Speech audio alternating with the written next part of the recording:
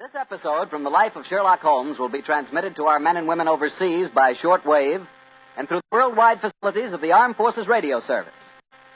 Petri Wine brings you Basil Rathbone and Nigel Bruce in the new adventures of Sherlock Holmes.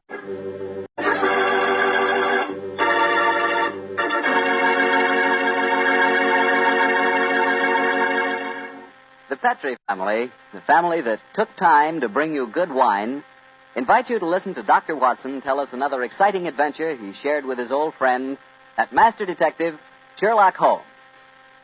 Well, this is it, New Year's Eve. And I wish you could be here with us this evening so we could toast each other with a glass of Petri California port. As you know, port wine has long been a favorite wine for celebrating a happy occasion. That's because port is a wine rich in tradition. And you couldn't ask for a more delicious port than Petri port. Petri port is a deep, glowing red color, beautiful to look at and wonderful to taste, with a hearty, full flavor that's right from the heart of the grape. And when you serve Petri port to your friends tonight or any time, remember you can serve it proudly because the name Petri is the proudest name in the history of American wine.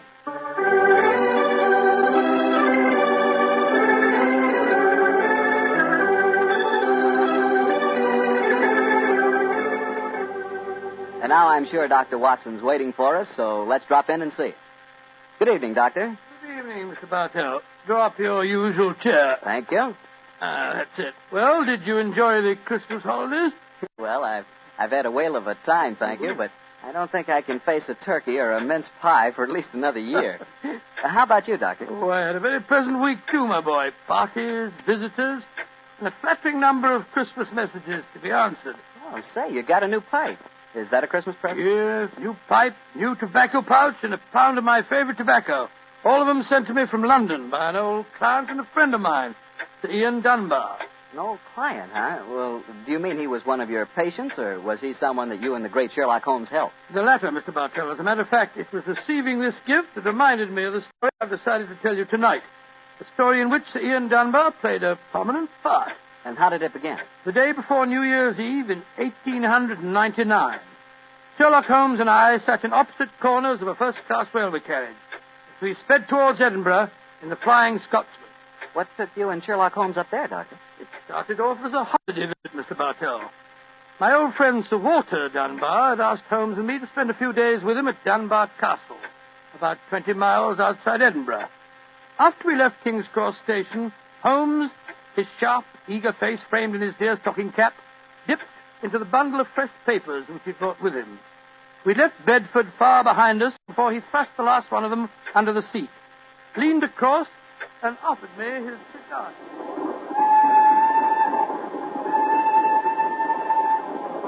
Care for a cigar, Watson? No, thanks, awful. I'll stick to the pipe. Flying Scotsman's living up to its name. They're going splendidly.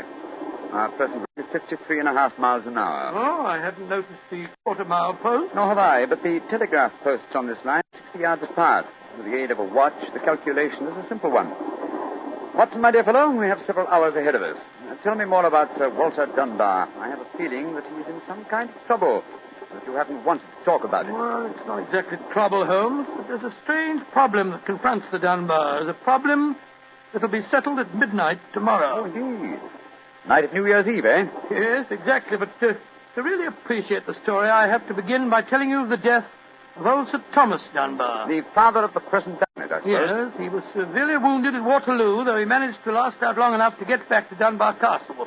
The story goes that as he lay there on his deathbed, he told his wife of his plans.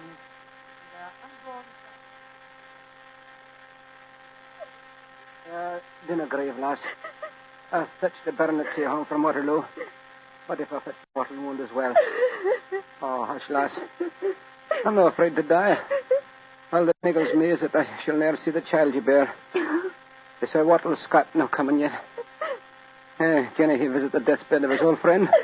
Who's there? Is that you, Sandy Murdoch? Aye, Thomas. It's me. Aye. I'm leaving an unborn son behind me when I die. Now, I don't trust women or children or banks for that matter. Put the best part of my wealth and gold in the big iron box you'll find under the bed. The money's there. Aye, and something else for a rainy day. You're to keep that box in trust for me, Sandy. You can turn it over to my boy on the New Year's Eve before his 21st birthday. And he'll be a man and wise enough to know how to use it. You understand, Sandy? Aye, Thomas. But supposing your bairn's a girl. A girl. I tell you, it'll be a boy. And we'll name him Walter after my good friend, Sir Walter Scott.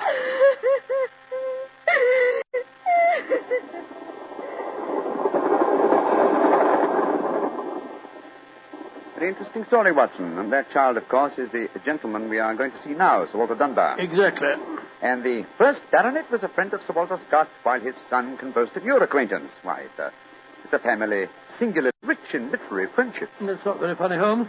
To continue, I suppose you can guess what happened. Sir Thomas carefully drew up a document to specify the New Year's Eve before the baronet's 21st birthday. And the poor child was born on February 29th. It was a leap year. Oh, so poor Sir Walter is still waiting for his iron box full of gold. Yes, he'll be 84 next year, and yet legally, with only one birthday every 4 years in the eyes of the law, he's 21. A most amusing situation, though I'm afraid Sir Walter finds it far from entertaining. The lawyers must have been extremely scrupulous in abiding by the letter of the document. Yes, old Sandy Murdoch is dead now, of course. But he, too, is a great-grandson, William Murdoch, who still handles the Dunbar estate. He'll be at the castle tonight to formally hand over the iron box. I'm delighted you accepted the holiday invitation, Sir Walter. My dear fellow, I've needed a rest, but I've always loathed too strict a one. This situation may pose a nice little problem for me. Problem? Yes, I'm reasonably certain that the aged Sir Walter Dunbar will not get his iron box full of gold on this New Year's Eve either. But we will see, old fellow. We shall see.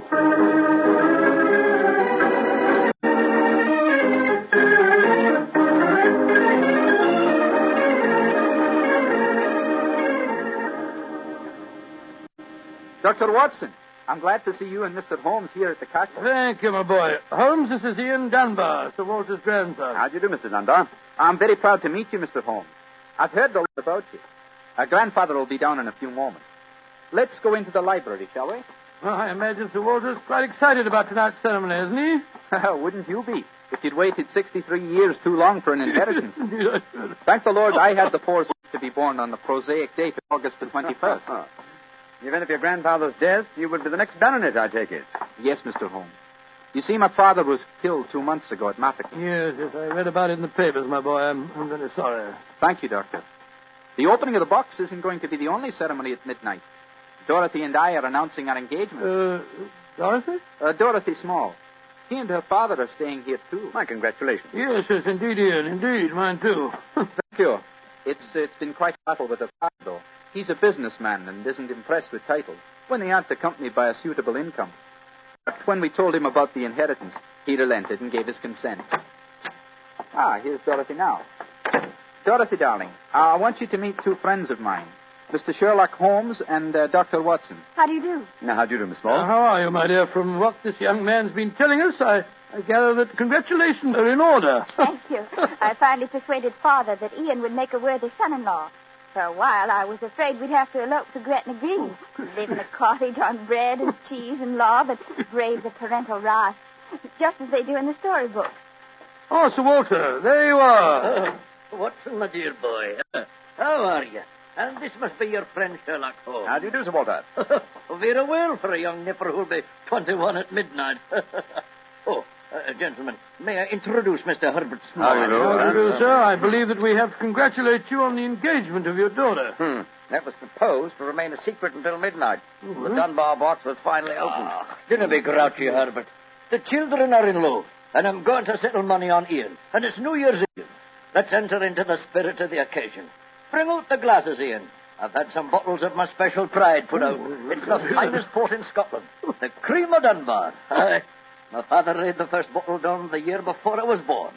And a drink of the brew will surely warm the cockles of your heart. My mouth's watering already, Sir Walter. When is this lawyer fellow, young Murdoch, getting here? Oh, any moment, Herbert. As soon as he arrives, we'll have dinner. Then we'll be ready for the evening ceremony. He's bringing the famous iron box with him, Sir Walter? If he doesn't, they won't get any dinner, Holmes. Ian, pass the glasses around, my boy. Here you are, Murdoch. Good evening, Sir Walter. Oh, you've got the box with you, I see. Now the party's complete. Oh, let me introduce you. Miss Small, her father, Mr. Small, my grandson Ian, you know. Mr. Sherlock Holmes, Dr. Watson. How do you do, sir? I'm sorry I'm late, Sir Walter. My train was delayed. Oh, that's all right, Murdoch. You're here, and you brought the box. That's all that matters. Ian, give our young lawyer a drink. Here, I'll help you pour it. I must say that this is rather exciting, Holmes. The famous iron box with its inheritance of gold. Yes, and from the size of the box, at a rough guess, I should estimate its cubic content in gold at around 5,000 pounds. Not a vast sum, perhaps, to a businessman like Mr. Small, but a windfall to an impecunious Scotch baronet. Yes, I suppose it is. A strong young man, Mr. Murdoch. How do you mean strong, Holmes? A box that size, full of golden sovereigns, would weigh a considerable amount. And yet the lawyer carried it single-handed. Now that we're all assembled, I'm going to propose a toast. Though it's still some hours off yet, let's drink to the new year. It means a lot to some of us. To 1900. 1900. We should toast more than just 1900, Sir Walter. We should drink to the new century that's about to begin. Good idea, Dorothy. Oh, I'm afraid that wouldn't be quite appropriate, Miss Small. To be accurate, the 20th century won't begin until January the 1st, 1901, and not 1900. Of course. That's it. Dorothy, I'm afraid your wedding can't take place for some time yet. Father, what are you talking about? I read an article in The Guardian the other day that said just the same thing as you, Dr. Watson. And what's more, it said something even more important. It said that 1900 is not a leap year. Oh, rubbish.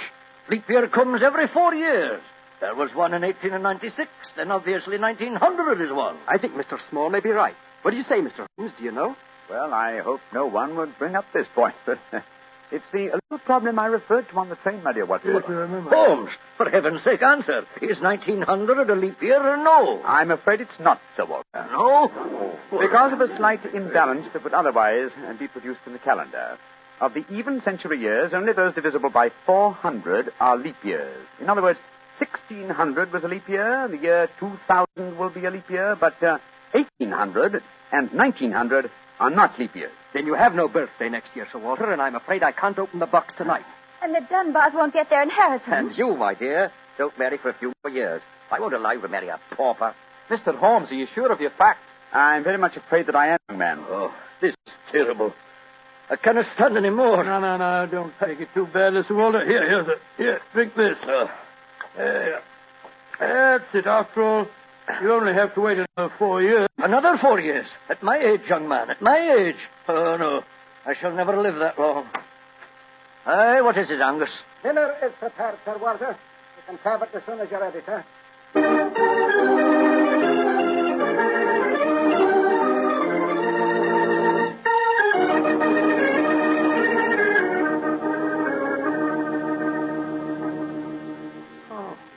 What a miserable meal, Holmes. Sir Walter's gone to his room. The young lovers are nearly in tears. Small and the lawyer Murdoch seem to be positively gloating. Yes, a most exciting atmosphere in which to welcome the new year. But let us, at least, make the best of it. I think I'll go and have a talk with Sir Walter. And you, my dear chap, why not try and cheer up the young folks? Some of your experiences in India may make them their minds off the trouble. Yes, quite an idea. I'll join you in the library. Call me if you want me, Holmes. Ah, there you are, my dears. Hello, Dr. Watson. All alone in front of the fire, eh? I'm afraid we're not in very good spirits, sir. Oh, nevertheless, I'll sit down here and join you, if you don't mind. Misery loves company, you know. So very kind, Doctor. I was just trying to persuade Ian to elope with me. But he's being most ungallant. He won't even consider it. How can I, darling?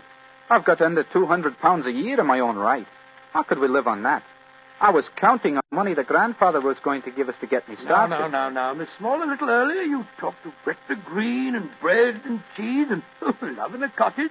Yes, there's a lot to be said for it, you know. Well, to be said for it, yes, Doctor. But have you ever tried it? Not literally, my boy, but I may tell you that when Mary, my wife, and I were first married, I had very little money. In fact, my income was just about the sum that you mentioned. And we were very happy. Ah, but you have a profession, Doctor. Look at me. I've been trained for nothing except to be Laird of Dunbar Castle. I can't support a wife on tradition. But you're young, Ian. You can get some kind of position, I'm sure you yes, can. Of course. As a matter of fact, I think that... Holmes, what is it? What's wrong? There's devil's work afoot, Watson. Come with me, old fellow. And you, Mr. Dunbar. Mr. Holmes, what's happened? It's Sir Walter. I went to his room. It was in darkness, but in the moonlight I saw two figures struggling by the open casement. One of them was Sir Walter. As I entered, he disappeared from sight. His attacker had pushed him out of the window into the moat. How dreadful. The other end got away in the darkness. We must get lanterns and go out to the moat at once. Though I'm very much afraid, Mr. Dunbar, that your grandfather is beyond our help.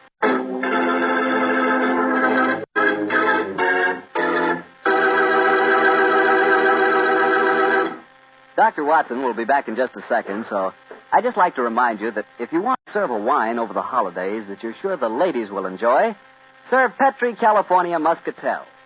Petri Muscatel is a golden wine with a wonderful flavor. The flavor of big, plump Muscat grapes. And you know what a flavor that is. I'm sure you'll find that Petri Muscatel is the favorite wine of all women, just as Petri Port is the favorite wine with men. And incidentally, if you're not sure which to get, Petri Muscatel or Petri Port, don't buy one, buy two. Get them both, and you'll be sure to please everyone. Now, to get back to our story, someone had pushed poor old Sir Walter out of his bedroom window and into the moat below. Isn't that right, Dr. Watson? Yes, Mr. Bartell. Of course, we grabbed lanterns as fast as we could and rushed outside, but it was a hopeless task. The water was 8 or 10 feet deep, and it seemed obvious that the elderly Sir Walter wouldn't have a chance of saving himself. But we searched on, the thicker, bobbing lanterns and the scurrying figures in the frosty moonlight, forming a weird, fantastic... Angus, bring a lantern over here. Aye, sir. Can you see anything, Holmes? Nothing. I don't see why your friend doesn't call the police, Dr. Watson. He's accomplishing nothing. We thought there might be a chance of finding the old man alive, Mr. Small. He wants to avoid a scandal, if possible, for your sake, sir, as well as the Dunbars. The scandal can't touch me or Dorothy over this. Her engagement was never announced. Thank heaven. That's a great pity, sir. I should think some new blood in your family would be a great improvement. You're being confoundedly impertinent, Doctor. And you'll be confoundedly heartless, sir. Well, Holmes, have you given up hope? I'm afraid we'll never find him without dragnets and grappling hooks. Have to call the police. What time is it? Sir Ian. You know the time? What did you call me, Mr. Holmes? Sir Ian. By Jove, yes. It does seem a bit pressure, Holmes, but of course you're right. If your poor grandfather's dead, Mr. Dunbar, you're the baronet now. And the time, Sir Ian? It's 11:45, Mr. Holmes. A quarter of an hour to the new year. Sir Ian, doesn't that fact suggest something to you? Yes, it does. So I'm the new baronet, am I? Very well, then. There'll be no more talk of the police for 15 minutes. I want all of you to come back to the castle with me. As the last chime of midnight rings out, I shall have a statement to make. A statement that I want you all to hear.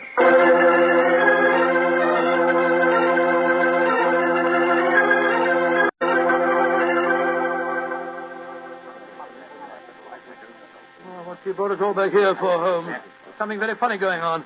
I tell you, I don't like the look of it. And I, Watson, like the look of it very much. I wish you wouldn't be so dashed mysterious. What are you up to? You haven't taken a step yet towards finding the murderer. Haven't I? And I wonder what causes the beads of perspiration on Mr. Small's brow. Small? You mean that Small... And I wonder what causes the singular look of apprehension on the face of Murdoch, the young lawyer. You remember, of course, on my remarking how easily he carried the large iron box. Good Scott, yes. It took a strong man to throw Sir Walter out of the window. Watson, huh? The new year is approaching. Ladies and gentlemen, in view of our recent tragedy, this is one New Year's Eve when none of us feels like song and jollity. But there still remains a ritual duty for me to perform. Mr. Murdoch, open the iron box, please. But I can't do that. It was only to be opened for your grandfather. No, Mr. Murdoch.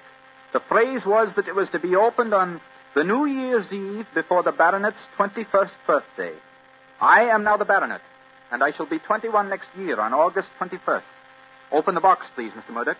Ian, darling, how frightfully clever of you. Good lad. I hope you'd think of it. Sir Ian. Murdoch, open that box. Very well, Sir Ian. But I'm afraid you're in for something of a shock. Great Scott, the box is empty. Except for a sheet of notepaper in the bottom. What's the meaning of this, Murdoch? Read that paper, Sir Ian, and you'll understand. I owe you 4,000 sovereigns. And it's signed Alexander Murdoch, on behalf of Murdoch & Murdoch, lawyers. You'd better explain this. It's the family skeleton, Sir Ian. That note is signed by my great-grandfather, the one that witnessed the original deed concerning the box. As soon as Sir Walter was born on that February the 29th, my great-grandfather realized the money wouldn't have to be produced for 84 years. And so he stole it. He borrowed it. He always intended to pay it back, but he was never able to. When he died, he told my father of his secret, and my father in turn told me. We've always planned to put back the money, Sir Ian, but We've never been able to. This is daylight robbery. You should prosecute them, Ian. The firm's still in business. You can ruin them. You can sue them for every penny they have. Mr. Small, you've already shown a marked aversion to my family. I suggest you allow me to handle their affairs. Bravo, Ian. How dare you, Dorothy? Go to your room. No one's going to their room. No one's leaving here until the police arrive. I'm convinced that one of you murdered my grandfather tonight. And if you ask me, it's obvious who that someone is. Who, Dr. Watson? You, Mr. Murdoch. You came here planning to kill poor old Sir Walter because you never intended to open that box.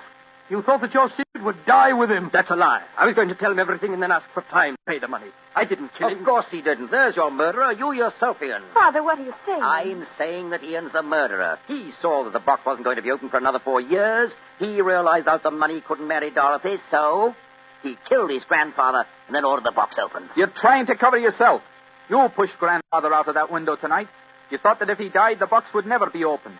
Dorothy couldn't marry me. You can't... Gentlemen, please. Upon my soul, Holmes, you seem remarkably calm. Go on, dear Watson. I must say I'm absolutely fascinated by listening to three people accusing each other of murder, and each of them producing perfectly sound motives. It's a remarkable example of the dangers of reasoning from motive alone. We should profit by experience, Watson. Mr. Holmes, how can you be so calm? There's a murderer in this I suppose room. this game of charades is getting a little out of hand, Miss Small. Let's conclude it. You'd better come out now. That tapestry, it's moving. A happy New Year to you all. Grandfather. Sir Walter, oh, am I seeing a ghost? Oh, Sir Walter, you're all right. Well, what kind of a game have you been playing? It's a funny game that Holmes and I invented. You might call it forcing the issue. I was determined to have the box open before the next 4 years were out, whilst I was still alive to look inside it. But the trickery of your family, Murdoch, has made me a very unhappy man. Sir Walter, I shall pay back the money in a few years. I swear I will. It'll be too late to do me any good, but I'll take care that Ian gets it. I've half a mind to prosecute you. Grandfather, the money isn't important now that you're all right. You were counting on it just the same, my boy, so that you could marry Dorothy. I know that. She'll never marry a pauper. I won't allow it. When I'm 21, you can't stop me, Father. And I am going to marry Ian. Be quiet. Sir Walter, it's a very unsavory business. I think that you owe us an explanation of your behavior tonight. You tell him, Holmes. I fancy a wee drop of cream of Dunbar. Watching you all search for my body in the moat has made me thirsty. The explanation is a very simple one, ladies and gentlemen. When you arrived here tonight, Mr. Murdoch, I knew from the way you handled the box that it could not contain the sum of gold it was supposed to. And so you suspected fraud and devised a plan to force the opening of the box. Yes, and Sir Walter was an eager conspirator. Of course I was. Ian is 21 next August. Supposing I had died after he came of age and before my next birthday, 4 years hence, the box would never have been opened. And so we invented the fake murder story. By the way, Ian, I must congratulate you for grasping the possibilities of the situation so speedily. If you hadn't demanded the opening of the box, the Murdoch secret might still be a secret. Well, it's a clever plan, Holmes. It's too bad that it had to have such a miserable ending. I'm not sure that we have finished with the matter. Mr. Murdoch. Yes, Mr. Holmes? You say that your family took £4,000 from that box? Yes, Mr. Holmes. Curious. I would have sworn from its size that it would hold closer to 5,000. And in your account of the legend, Watson, you told me that Sir Thomas Dunbar stated on his deathbed that he had put something else in the box. Yes, that's right. Something for a rainy day, is that Yeah. it? Mm-hmm. Did the Murdochs find that extra something? No, Mr. Holmes. They found nothing but the gold. Oh, that's very odd. I think I'll take a closer look at that box if you don't mind. Since this seems to be a night of telling secrets, I think you might as well know, Father, that if you don't give your consent, I shall elope with him. Oh, bravo, my dear, bravo. No such thing. I admire your resolution, young lady, but I hardly think it will be necessary. What do you mean, Holmes? Permit me to show you all the treasure of the Dunbars. What have you found, Holmes? Something for a rainy day that old Sir Thomas spoke of. You see, since the cubic contents of the box obviously differed from my calculations, I deduced the existence of a false bottom. I was correct. And in that space, I found this. Oh, it's a manuscript. Quite so, the manuscript of a book. Look at the title page and see the author's name. History of the Dunbar family. By Sir Walter Scott. I think, Sir Walter, that an original and unpublished manuscript by your distinguished namesake will prove worth several times the gold that is missing from that box. You've saved the day for us, Holmes, my boy. God bless you. Oh, this has been a stranger New Year than ever I knew. But it's turned out to be a bonny one, thanks to you, Holmes. Well, fill up your glasses. We're going to drink a toast to the New Year. By Joe, yes, Sir Walter. This is really a happy occasion. Then let's complete it by singing the traditional song of the season, Auld Lang Syne. And in this case, when we sing, Should Old Acquaintance Be Forgot, I feel that in our hearts we should be thinking of Sir Walter Scott. Though he died over 60 years ago, he's made us all very happy here tonight. Should old acquaintance be forgot and never on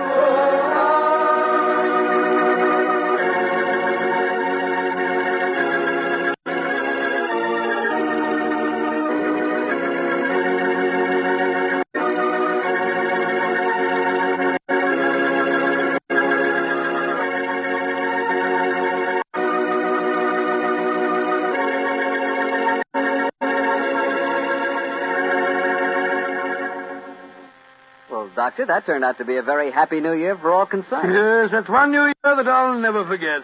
Well, I sure hope you'll always remember this one, too. Oh, just a second, my boy. That calls for a glass of port. Fine. Well, to a happy new year, my boy, for you and for our many friends listening in. And to you, Doctor. Oh, thanks, boy. That's good. Doctor, this has indeed been a pleasant association for me. Oh, I'm glad to hear. You're the best storyteller I've ever known, and the Petrie family makes the best wine I've ever tasted. I hope that, just as they've been making wine for generations in the past, the Petrie family will continue to make fine wine in the future. Well, Mr. Bartell, I know that you'll always be here to tell us just how good that Petrie wine is. Well, I hope so, Doctor. And I hope you'll always be right here beside me to tell another swell story about Mr. I Holmes. hope so, too, my boy. Oh, and incidentally, Doctor, what new adventure are you planning to tell next week? Next week, Mr. Bartell, I'm going to tell you a weird story. It starts with a series of murders on Hampstead Heath and ends with a battle to the death in a burning waxworks. I call it the strange case of the murderer in wax. Tonight's Sherlock Holmes adventure was written by Dennis Green and Anthony Boucher and was suggested by an incident in the Sir Arthur Conan Doyle story, The Silver Blaze. Music is by Dean Fossler. Mr. Rathbone appears through the courtesy of Metro-Goldwyn-Mayer, and Mr. Bruce through the courtesy of Universal Pictures, where they are now starring in the Sherlock Holmes series.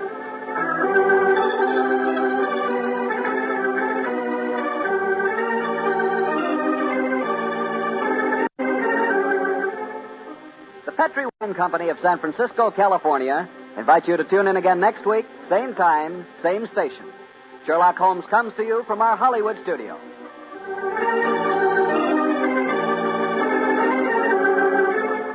This is Harry Bartell saying goodnight for the Petrie family. For a solid hour of exciting mystery dramas, listen every Monday on most of these same stations at 8 o'clock to Michael Shayne, followed immediately by Sherlock Holmes. This is the Mutual Broadcasting System. I would like to thank Phyllis White for taking the time to tell us about her husband, Anthony Boucher, and also about Dennis Green, and those wonderful times, not so long ago, when Holmes and Watson were played by Rathbone and Bruce. The 2 episodes you have just heard are part of the new adventures of Sherlock Holmes, starring Basil Rathbone and Nigel Bruce, and are a 1988 copyrighted production of 221A Baker Street Associates. The Sherlock Holmes stories and the characters of Sherlock Holmes and Dr. John H. Watson are created by Sir Arthur Conan Doyle and are used with the kind permission of Dame Jean Conan Doyle. This is Ben Wright. So won't you join me again sometime soon for 2 more new adventures of Sherlock Holmes. Thank you for listening.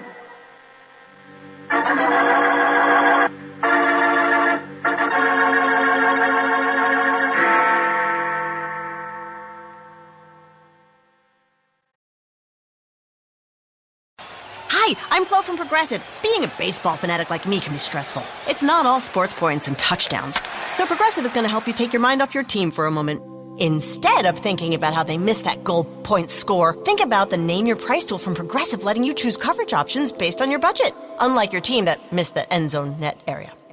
Well, anyway, hope this distraction about Progressive's Name Your Price tool was helpful. It sure kept me from thinking about all those penalty balls. Yay, sports! Progressive Casualty Insurance Company and affiliates. Price and coverage match limited by state law.